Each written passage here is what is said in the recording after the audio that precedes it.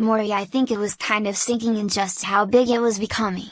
Maybe it was just my imagination, but I thought maybe on Weezer leader, Rivers Cuomo's face, there was an expression like, "OS, I might have to play this the rest of my life." Toto keyboardist Steve Porcaro is talking about that time this past June when he dropped in on Weezer's Jimmy Kimmel performance of Toto's beloved 1982 smash Africa.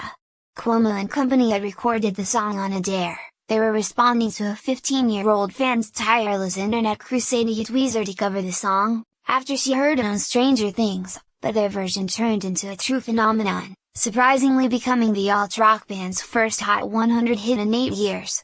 Toto just returned the favor by covering Weezer's Hash Pipe, which is being released by Republic Records this Friday, August 10th. However, it almost sounds like Porcaro could be talking about himself. He took a 27-year break from Toto but rejoined in 2010, just as Africa was starting to take on a new life in the digital age. Here are 41 cover versions and 17 internet memes, if you feel like going down an Africa rabbit hole. As sure as Kilimanjaro rises like Olympus above the Serengeti, Porcaro will play the song for the rest of his life. And he didn't even like Africa's first. It almost didn't make the album, Toto 4, Porcaro tells Yahoo Entertainment with a chuckle. If you look, it was totally buried, on the track listing. It's the last song, on the vinyl, the last cut of side 2. You don't put your only #1 single on the last cut of side 2. So it's been this weird anomaly to begin with. Porcaro explains that it was Toto vocalist David Page's ambitious but somewhat cringe-worthy lyrics that had him and his bandmate Steve Lukather thinking maybe it should be on Dave's solo album or something. "We liked the song, but the lyrics and stuff, we were going, Dave, Serengeti? What the F are you talking about?" We all gave him S about it. We all were like, what the hell? What is this?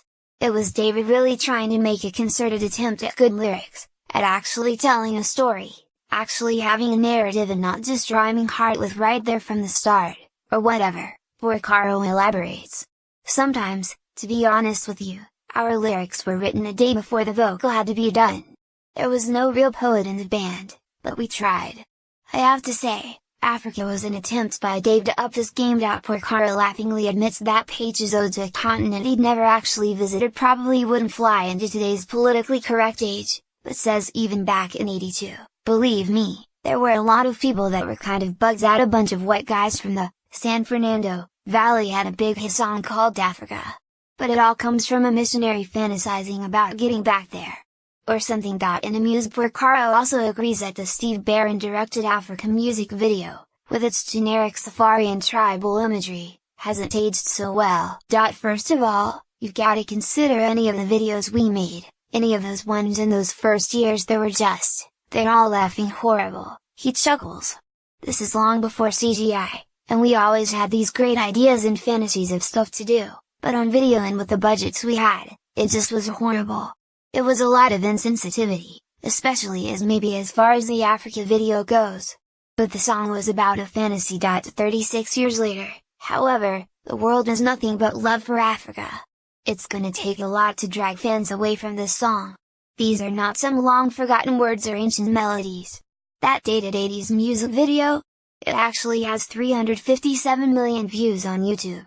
Africa has been sampled Nas, Exhibit, Ja Rule, Wiz Khalifa, Jason Derulo, and JoJo, and, despite its tricky, polysyllabic wordiness, particularly that baffling Serengeti line, it's been covered by not just Weezer but by what seems like 100 men or more, including CeeLo Green, Howie Day, Eric Benet, Reliant K, Avon, St. Lucia, Quiet Drive, and Chris de Burgh.